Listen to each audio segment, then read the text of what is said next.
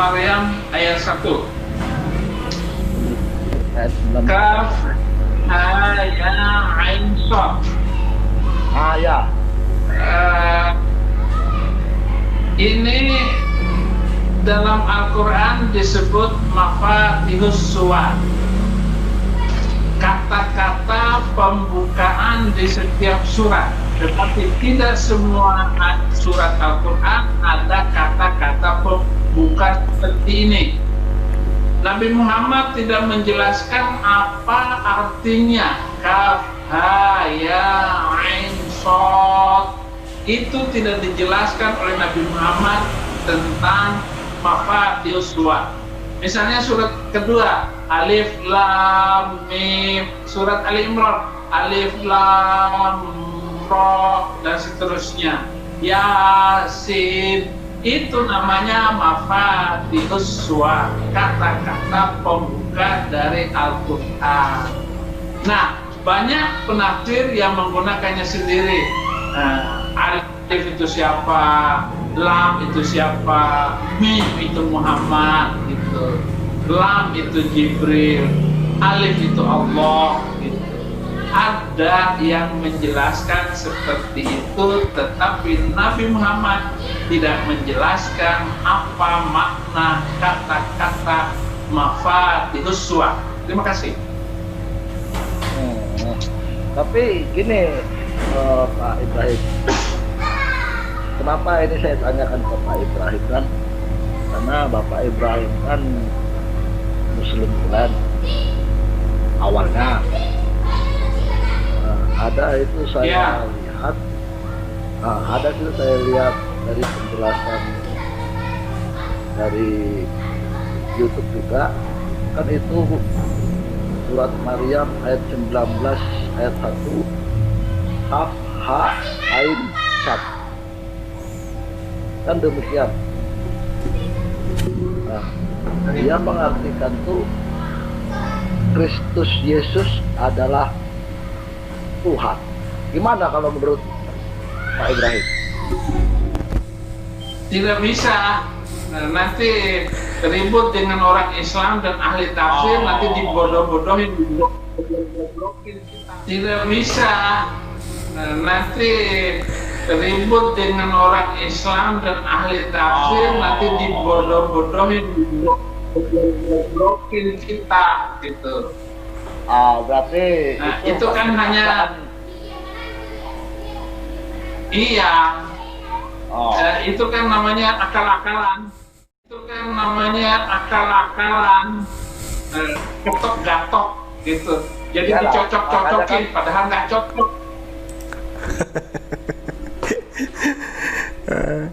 Saya sebenarnya agak kasihan ya dengan bapak ini ya. Sebenarnya yang dia maksud, yang dia nonton di YouTube itu adalah video daripada Christian Prince.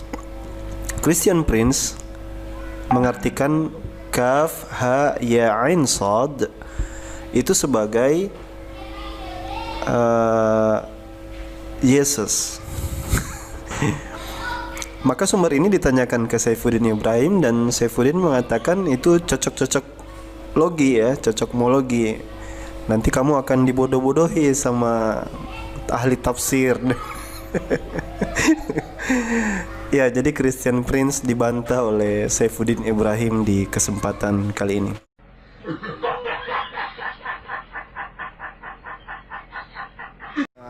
Perkenalkan Pak Saifuddin, saya Alwan.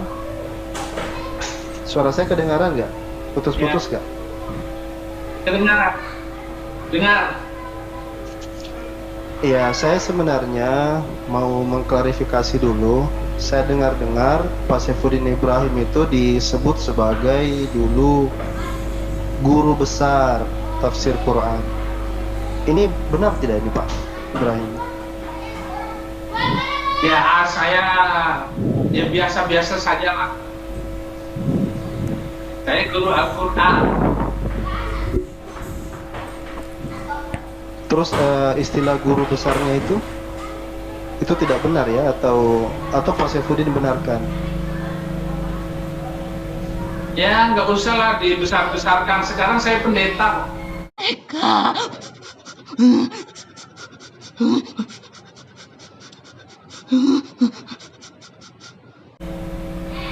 Nggak penting masa lalu saya. Ya, maksud saya sedikit mengerti Pak Saifuddin ya kan, karena dulu di pesantren Az-Zaitun lalu ikut gerakan NII atau N11. Saya sedikit paham lah pola pikir dan apa yang Pak Saifuddin rasakan dahulunya gitu. Tapi kemudian saya mendengar istilah bahwa Pak Saifuddin Ibrahim sebagai seorang ahli Quran atau guru besar Quran, saya pikir itu agak sedikit berlebihan.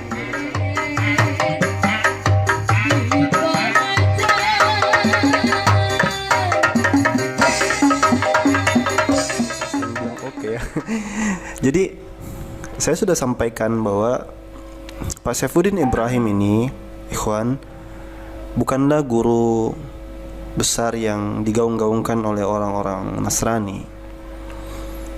Dan dia sendiri sebenarnya pasti malu kalau dianggap sebagai guru besar, apalagi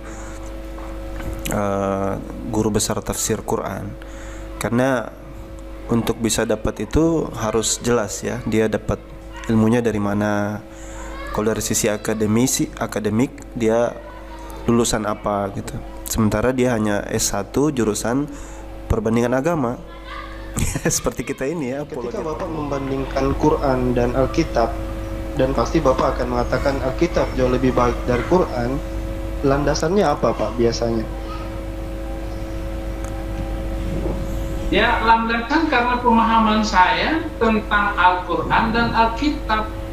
Lalu pola pikir, paradigma cara di dalam Al-Quran dan Alkitab itu beda jauh langit dan bumi. Makanya itu sebabnya saya masuk Kristen, itu maksudnya. Dari pemahaman itulah akhirnya saya harus melakukan kajian ulang agar orang-orang ini mengerti maksud utamanya ya semua orang harus ikut ajaran kasih, ajaran yang saling memaafkan dan mengampuni, bukan mengangkat pedang membunuh orang karena beda agama. Mengajarkan kekerasan, boleh membunuh manusia lain karena perbedaan keyakinan, dan satu-satunya agama di dunia ini yang boleh berperang hanya Islam. Itu mulut ember, udah diam aja, bacot. Islam itu kafir apa yang boleh dibunuh? Kan ada kafir musta'man, harbi, dhimmi, gitu kan? Ya, kalau ke kafir dhimmi bagaimana pelakuan kita itu? Harus bagaimana? Kalau kafir harbi bagaimana? Nah, ini saja yang kelas TK ini kamu gak bisa. Langsung kamu ngomong harus dibunuh semua gitu. Padahal kan ada penjelasannya itu. Bagaimana menyikapi orang kafir itu? Kalau menurut kamu Islam itu ada perintah membunuh non-muslim, kamu dari dulu itu tidak mungkin selamat itu. Kamu dari dulu itu tidak mungkin selamat itu. Iya, kalau tafsir-tafsir itu mungkin ada di Bapak karena Bapak kan mungkin berlatar belakang background yang masuk ke dalam kelompok radikal kan, sehingga mungkin pemahaman itu, tafsiran itu yang dipahami kan. Oke. Jadi kenapa saya mengatakan seperti ini? Karena Pak Saifuddin Ibrahim itu dia dari Muhammadiyah, lalu kemudian terpengaruh dengan paham atau gerakan yang dikenal dengan gerakan N11 atau Negara Islam Indonesia. Dan di tahun-tahun ketika itu ramai diperbincangkan, NI itu oleh para ulama-ulama kita dianggap pemahaman yang sesat. Mereka ingin membuat negara di dalam negara, sementara di dalam, kalau dalam konteks organisasi Muhammadiyah sendiri itu sebenarnya sudah klop ya, Darul Ahdi wa Syahadah. Tapi makanya saya katakan di sini, kenapa mungkin Bapak berpenafsiran seperti itu, bahwa Quran itu menafsirkan seperti itu, karena Bapak berlatar belakang ya seperti itu juga ya. Kita tidak pungkiri bahwasanya kelompok-kelompok yang seperti ISIS misalnya itu juga mengatasnamakan gerakan mereka gerakan yang berbasis Quran, tetapi penafsiran mereka jauh dari Al-Quran itu sendiri. Bahkan ini sudah diprediksi oleh Rasulullah SAW bahwa mereka itu keluar seperti yakhrujunya sahmi minar ramiyah, jadi seperti keluarnya anak panah dari busurnya. Nah itu. Dan wajar kalau dia ingin membandingkannya dari sisi itu, tapi jelas bahwasanya tafsiran Bapak itu memang harus diuji di dunia diskusi. Nah, makanya dialog ini penting. Kalau beliau ingin membuktikan bahwasanya betul Islam itu seperti yang dia bayangkan atau seperti yang dia tafsirkan, dia gambarkan, maka kita dudukkan nanti insyaallah di Geraha Mu'allaf. Bisa mengerti lah.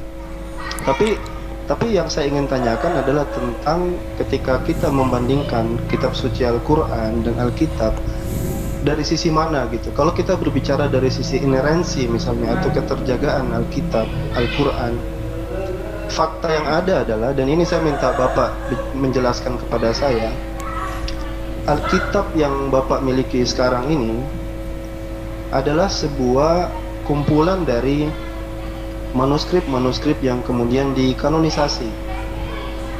Dia bukan kalau kita tanya siapapun, dan bahkan orang Kristen berkata sering mereka jujur mengakui bahwasanya kitab asli mereka itu sudah tidak ada, atau autograf itu sudah tidak ada. Yang ada adalah kitab yang hanya nanti di abad keempat, itu pun berbentuk kodeks. Oke. Kalau Alkitab dan Al-Quran itu, kalau kemudian Anda mengatakannya palsu atau kurang otentik atau kurang sempurna, sekarang saya tanya Bapak jujur, mana yang baik kelakuan orang Islam dengan orang Kristen? Coba. Sekarang saya tanya Bapak jujur, mana yang baik kelakuan orang Islam dengan orang Kristen? Coba.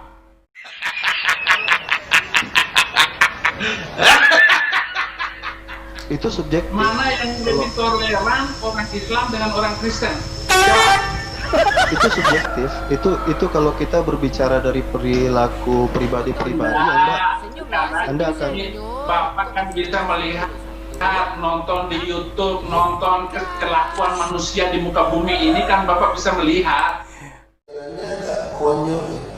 Ya, jadi dari pembahasan ineransi Alkitab yang ingin saya giring beliau ke situ, dan memang ini bukan ruang debat ya, karena ini kan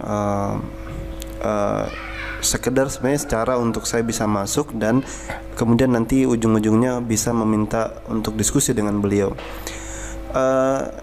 Jadi yang saya ingin bahas di sini sebenarnya tentang ineransi atau keterjagaan Alkitab dibandingkan dengan preservasi Al-Quran, keterjagaan Al-Quran. Yang lucunya adalah beliau kemudian berpindah dari pembahasan itu kepada perilaku daripada pemeluk agama. Jadi beliau menyuruh saya untuk melihat, lihat di YouTube, lihat di internet, siapa perilaku yang paling toleran dan tidak toleran. Nah ini kan saya jawab subjektif, sangat amat subjektif ya. Dan kita lihat lagi mana yang lebih baik, begitu aja. Maksudnya mana yang toleransi. Kalau Bapak ngomong subjektif, ya sama, penilaian pembelajaran kita itu lebih subjektif dan sebagainya gitu loh. Bapak kan bisa melihat gitu. Kalau kita hidup di abad sekarang, mungkin ya kita akan melihat seolah-olah Islam itu banyak radikal, ada ISIS, ada teroris. Tapi kalau Bapak hidup di zaman Bapak-Bapak gereja awal-awal, misalnya bagaimana Katolik menyiksa pelaku-pelaku bidat, Bapak akan punya persepsi yang berbeda kalau hidup di zaman itu. Makanya saya bilang itu sangat subjektif, sangat naif menilai keagamaan seseorang. Tidak ada di dalam Alkitab, di dalam Injil yang menyuruh membunuh manusia lain karena beda aliran, beda cara. Oke, saya sampai di sini dulu. Saya akan perlihatkan kepada kalian ya beberapa sumber referensi. Mungkin bukan di gereja-gereja awal ya. Kalau itu nanti kita bahas kayak konsili. Kalau untuk itu nanti bukti sejarahnya mungkin agak sulit karena berupa literasi saja. Hai guys, pernah dengar istilah Gold Glory Gospel? Ya, para penjelajah Eropa datang ke Nusantara demi kekayaan, kejayaan, dan menyebarkan agama. Nah sekarang kita coba lihat beberapa buku ya Misalnya buku pertama ya, tentang di Middle Age, abad pertengahan. Kita lihat di sini judulnya di sini adalah Burning Bodies, The Punishment of Heresy in the Middle Age. Jadi pelaku bidat yang disiksa itu kebanyakan dibakar. Ya, kebanyakan dibakar, dan buku ini khusus membahas tentang perilaku dari orang-orang Kristen atau gereja pada masa itu. Ini juga bukunya, Heresy in the Roman Catholic Church. Antum maklumi saya ya, teman-teman sekalian, ikhwani fillah, kalau saya memang nggak punya buku fisiknya, mahal. Bayangkan ini kalau kita beli segini nih harganya berapa? Ya, tapi saya nggak perjualbelikan kembali, saya cuman buat baca aja. Ini juga ya, Dark History of the Catholic Church. Schism ini skesma ya. Kalau dalam bahasa Indonesia, dalam bahasa Arab itu disebut dengan firqah, pecahan. Wars, Inquisition. Jadi sejarah kelam gereja itu seputar ini. Pemburuan tukang sihir yang dianggap dukun, tukang sihir itu diburu ya, bisa dibunuh. Kemudian ada Inquisition, itu kayak semacam, sebenarnya ini disebut dengan Holy Inquisition. Nanti kalau dibaca bukunya ini ada Holy Inquisition, itu maksudnya seperti investigasi suci gitu. Jadi mereka itu cari ahlul bid'ah, pelaku bidat istilahnya. Kalau kita istilah dalam Islam ahlul bid'ah ya. Dan itu korbannya tidak sedikit ya. Jadi menilai dari perilaku pemeluk agama itu memang sangat naif ya, Pak Saifuddin Ibrahim. Kalau kita di sini, ini bukunya lengkap dengan lukisan-lukisan yang melukiskan tentang kejadian pada saat itu. Bagaimana pelaku-pelaku bidat itu nah ini adalah bentuk siksaan ya, tortures yang saya bilang tadi, Holy Office ya, a Court of Inquisition. Nah seperti ini, dibakar ya. Jadi ini model bentuk penyiksaan ini yang dilakukan. Jadi ketika orang bicara tentang pemeluk agama atau orang yang melakukan hal itu, maka itu sangat naif ya, sangat naif sekali untuk menimbang, melihat dari perilaku dari pemeluk agama, karena nantinya itu seperti kita pakai kacamata kuda di dalam melihat sebuah permasalahan. Kalau ini bukunya Medieval Punishment ya, hukuman-hukuman di abad-abad pertengahan, ngeri-ngeri ya kalau lihat apa yang ada di dalam buku ini. Nah sekarang kita kembali ke Yesus bilang, kasihilah musuhmu dan berdoalah bagi orang yang menganiaya kamu, gitu. Jadi kalau ada gereja zaman-zaman awal, zaman itu, ya itu tidak ada di dalam kitab sucinya, gitu loh Pak. Itu ya, maksudnya misalnya, saya tanya, gitu, mana yang baik orang itu, gitu loh. Kalau misalnya Bapak ingin mencari kitab, ayat yang berkaitan, bahkan hukum bakar itu ada di dalam Alkitab, dalam imamat. Jadi itu bukan konteks yang mau saya bicarakan. Yang saya ingin bicarakan itu tentang keterjagaan sebuah kitab suci. Ketika misalnya Bapak saya memilih Alkitab, sedangkan Alkitab yang paling awal-awal, King James Version, itu adanya di abad ke-15, 1500 tahun. Dan kalau kita cari Alkitab yang asli, misalnya yang paling awal, itu sudah tidak ada. Semua pakar Alkitab itu mengakui itu. Oke. Beda dengan ini Al-Quran saja. yang Bapak ngomong tentang manuskrip itu, Betul, Oke. betul, ya. Bapak bilang ada di perjanjian lama bunuh, bakar, nyembelih orang. Itu perjanjian lama. Dalam perjanjian lama itu cerita tentang musuh bebuyutan Yahudi. Dan musuh bebuyutan Yahudi itu sudah punah semuanya. Datanglah perjanjian baru. Perjanjian baru ini adalah perjanjian yang baru di mana hukum kasih yang ditegakkan. Berbeda dengan kitab suci lain, boleh membunuh manusia lain karena beda agama. Di mana? Kalau kamu pernah Islam, coba di dalam Islam itu kafir apa yang boleh dibunuh? Kan ada kafir musta'man, harbi, dhimmi, gitu kan?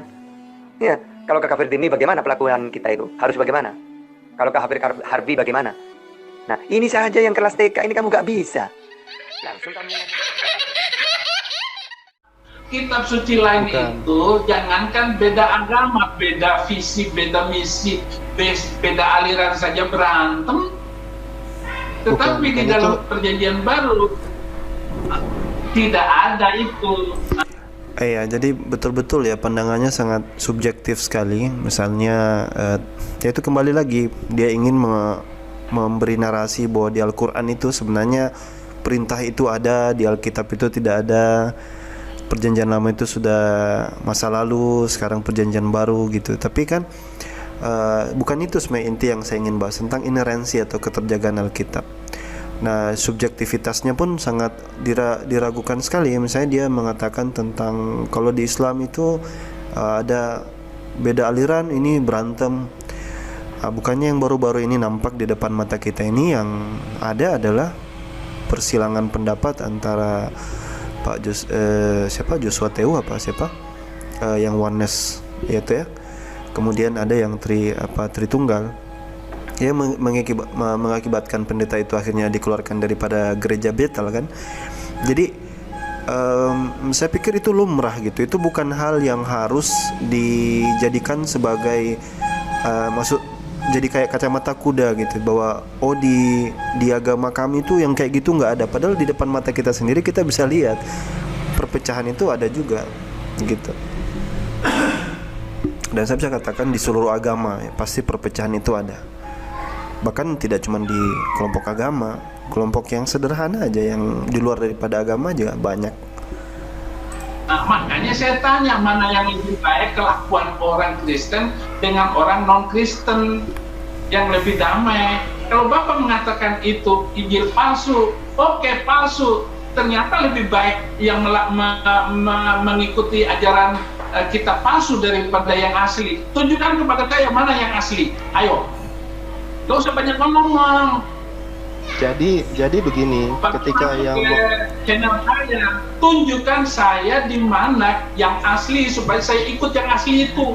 Jangan asal ngomong. Memang Al-Quran mengatakan bahwa Alkitab ini sudah dipalsukan oleh pendeta-pendeta mereka. Nah, sekarang saya tanya, tahun berapa dipalsukan? Pendeta siapa namanya? Kok kurang ajar sekali memasukkan Alkitab? Oke, Pak Saifuddin Ibrahim. Iya, coba tenang dulu Pak ya, tenang Pak ya. Jadi di dalam kalau Pak Saifuddin mengikuti kajian-kajian sebenarnya sudah lama sih sebenarnya tentang disebut dengan tekstual kritik tekstual atau textual criticism. Para yang justru para peneliti dari manuskrip Alkitab Perjanjian Baru ya, New Testament ya, bukan Perjanjian Lama, itu menjelaskan dengan sangat gamblang tentang ayat-ayat yang karena begini, kalau yang King James Version itu kan berlandaskan pada Textus Receptus yang itu baru di abad ke-15. Jadi manuskrip sudah, kalau istilahnya itu gini, kalau Pak Saifuddin masih ingat sedang takhrijul hadis ya, mirip-mirip hadis dhaif maudhu lah, kira-kira seperti itu. Ini saya pikir gini, sebagai guru tafsir Quran. Saya tidak mau ribut masalah itu, Mas, Abang, Pak. Saya tidak ribut dengan itu. Sekarang manuskrip yang ada di tangan kami, Alkitab yang kami pegang sekarang ini, oke, katakan palsu. Nah, saya tuh minta kepada Anda yang aslinya supaya kami orang Kristen ini melakukan yang asli itu. Oke, jadi ini mungkin terlepas saya jawab atau tidak, tapi akan saya jawab di sini ya. Lalu di mana Injil yang asli kalau ditanya? Ya, kita katakan dengan sangat bahwa memang sudah tidak ada. Tidak ada. Mungkin saja dia tercecer di antara tulisan-tulisan Alkitab yang ada seperti sekarang ini. Makanya beberapa para ulama mengatakan kalau itu bersesuaian dengan Quran, boleh jadi, ya boleh jadi itu juga adalah firman Allah yang diberikan kepada Nabi Isa alaihissalam, seperti tentang ketuhanan keesaan Allah. Itu boleh jadi itu adalah firman Allah, karena dari dulu ya baik Yahudi maupun Islam maupun Muslim itu percaya dengan keilahian atau ketunggalan Tuhan, bahwa Allah itu esa, Allah itu echad atau ahad gitu. Nah, Pak Saifuddin Ibrahim dan teman-teman Kristen yang lain sering mempertanyakan bahwa Injil asli itu yang mana ya? Pakar Alkitab sendiri kalian mengatakan bahwa itu sudah hilang ya. Jadi mau diapa lagi, karena memang di dalam Al-Quran bagi umat Islam hanya Quran yang dijaga oleh Allah Subhanahu wa ta'ala. Nahnu nazzalna dzikra wa inna lahu lahafizun. Sayang sekali. Kami dengan yang palsu saja ini sudah damai, tentram, dan kami tidak membakar masjid, tapi gereja kami dibakar terus, diobok-obok oleh orang-orang yang mengaku dirinya mengikuti karena kitab suci yang asli. Sekarang sudah ditemukan bahwa versi-versi kitab suci yang ada pegang pun itu versinya sudah banyak ditemukan Sanaa yang lebih daripada yang sudah ditemukan apa yang ditulis oleh Utsman bin Affan yang sekarang ada di tangan kita semua ini hari ini gitu. Nah itu saja saudara nggak bisa menjawab. Sekarang bukan masalahnya itu, kami mengikuti Alkitab dengan sempurna tanpa kami pilah-pilah lagi, ributin urusan itu terlambat urusannya gitu. Kami tidak memaksakan diri untuk hafal kitab suci. Untuk apa hafal kitab suci?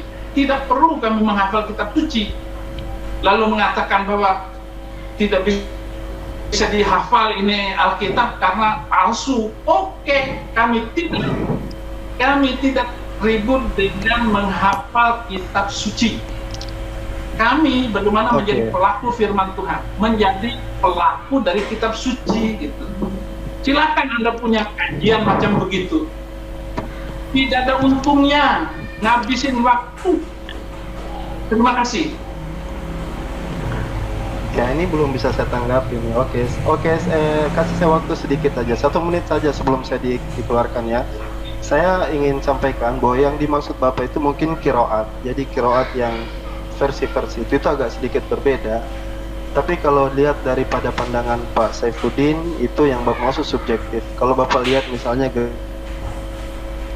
Christchurch yang di New Zealand, yang dimana banyak kaum muslimin juga yang dibunuh di dalam masjid, atau misalnya perlakuan Islamofobia di dunia barat, itu pandangan yang sangat subjektif. Saya sebenarnya berharap gini Pak Ibrahim, bisa enggak kita berdua dialog di mana saja boleh Pak Ibrahim pilih, di Geram Mu'alaf boleh, di mana boleh, kita diskusi pakai moderator lah yang apik, yang enak gitu. Kita bahas tentang hal ini karena menarik, soalnya seorang guru besar Quran lebih memilih Alkitab yang tidak terjaga itu, sehingga saya ingin tahu landasan-landasan ilmiahnya itu apa gitu. Saya ingin belajar juga melihat pola pandang, kira-kira seperti itu. Oh bisa ya berarti ya. Oke. Nanti dengan moderator nanti kita jadwalkan ya. Nanti saya tanya ke moderator saya gitu. Oke siap. Pegang itu nomor Anda. Baik. Oke, baik. Terima kasih ya Pak Saifuddin ya. Terima kasih, God bless. Ya, itulah perdiskusi saya dengan Pak Saifuddin Ibrahim. Intinya saya ingin katakan bahwasanya alhamdulillah saya berhasil mendapatkan pernyataan beliau bahwa beliau mau diskusi dengan saya. Terus terang saya agak khawatir jangan sampai nanti di PHP seperti Yonatan Nandar ya, Pak Ustadz Yonatan Nandar juga katanya di PHP. Saya juga dengan Avraham Effendi yang dulu katanya murtadin Aceh, beberapa kali saya sudah komentar di kolom channelnya, maksudnya di video yang ada dalam channelnya, dan dia tidak meresponnya sampai sekarang ini. Padahal dia juga pernah janji untuk saya diskusi dengan dia ya, di channelnya dia. Tidak jadi masalah. Saya ingin perlihatkan artikel ya, bahwa kita jadi orang jangan subjektif ya menilai, karena kalau subjektif itu berarti kita yang benar, orang lain tetap pasti salah apapun alasan dia gitu. Tapi berusaha untuk menjadi objektif ya, berlaku adil gitu. Nah, ini adalah 6 teroris group. Tadi saya sudah ambil dari buku-buku yang sejarah.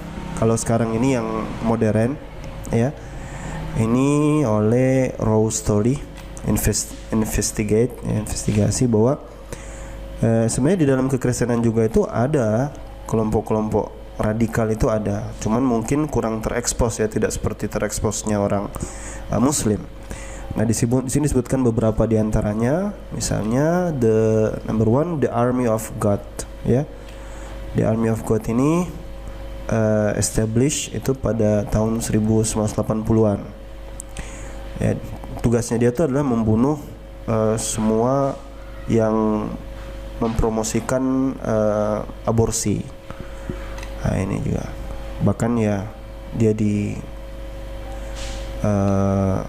hukum mati ya beberapa orang yang terlibat di sini juga. Kemudian promoting violence against gays ya,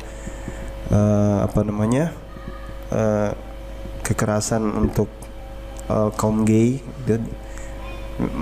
mereka juga melakukan bom ya, seperti itu. Kemudian ada Eastern Lightning, aka Church of the Almighty God. Nah, ini juga sama. Bahkan kalau yang di sini, kalau lihat ini ya, The Lord's Resistance Army, yang ini di Uganda.